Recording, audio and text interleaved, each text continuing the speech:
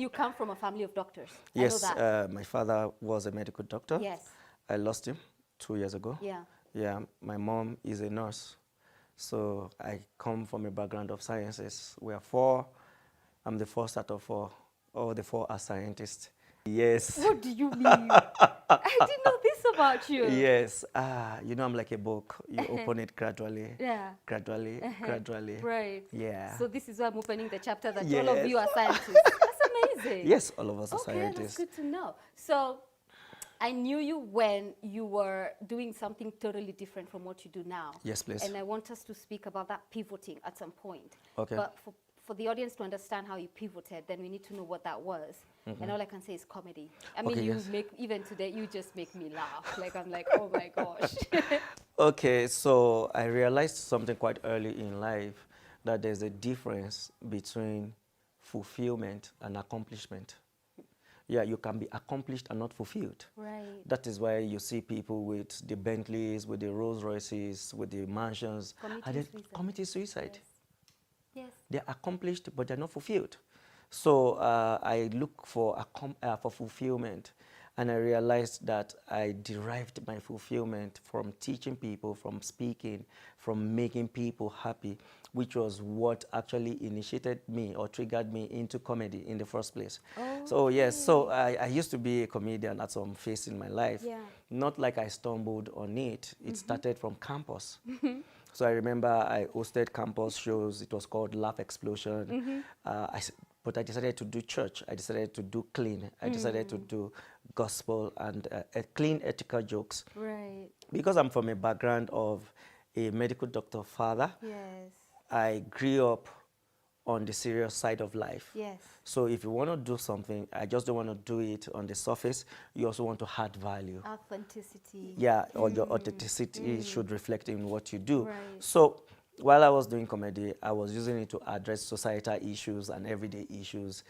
Plus, since I decided to do gospel, there are a lot of humorous stories in the gospel, in the Bible. There are a lot of humorous situations and scenarios in churches. Right. So that's what I did. And from there, I transitioned into being an MC. I wanted to host events, so I did events big time. Like I traveled, there are 36 states in Nigeria. Yeah. I traveled all the 36 states doing that. I did a few destination weddings. Been there, done that. Very, very high level, I remember. Very high.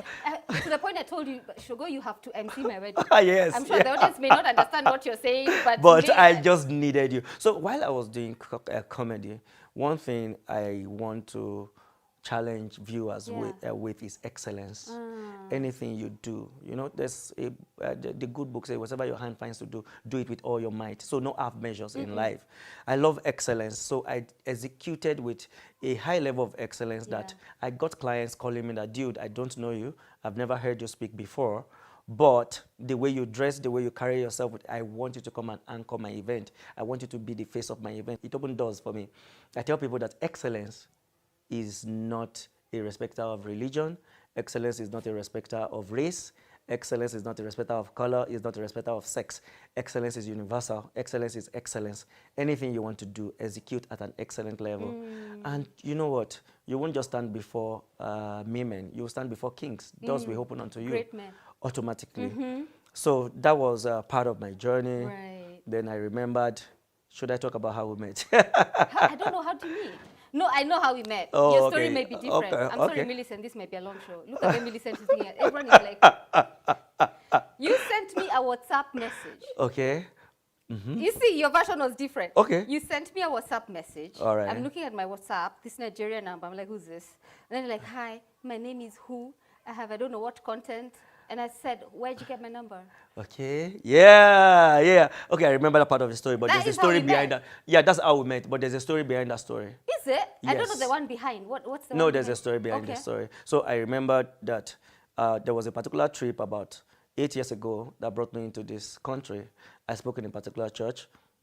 Right, you should know the church. Yes, I don't want to mention. yeah. So I spoke in the church, and I remembered that because see, I realized something in life that if you don't ask, you will not receive. So I spoke in a church of about 3,000 congregation or 2,500 congregation, and I looked at the congregation. I was like, a church as big as this, there should be someone in media.